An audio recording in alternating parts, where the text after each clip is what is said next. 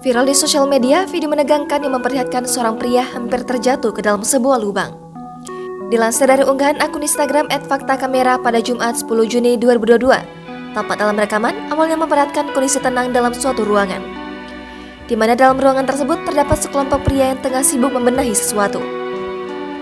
Terlihat salah satu dari pria tersebut tampak duduk di sebelah kursi berwarna kuning sembari memainkan ponsel. Namun selang tak beberapa lama, suasana tenang di ruangan tersebut mendadak mencekam berubah heboh dan menegangkan usai lubang besar tiba-tiba muncul tepat di belakang pria yang duduk di kursi berwarna kuning tersebut. Beruntung pria memakai baju berwarna hijau tua tersebut tak terjatuh ke dalam lubang besar itu. Saat kejadian, ia refleks bertahan dengan meletakkan kakinya di seberang lubang, sehingga tubuhnya tak terjatuh. Tetapi, barang-barang seperti kursi dan meja yang berada di atas lubang tersebut beberapa ikut terjatuh dan masuk ke dalam lubang. Hingga kini belum diketahui kapan dan di mana peristiwa tersebut terjadi. Penyebab lubang itu pun muncul juga belum diketahui. Namun, warganet menduga jika kejadian tersebut bisa terjadi karena sebelumnya terdapat sumur yang tidak ditutup dengan benar di tempat tersebut.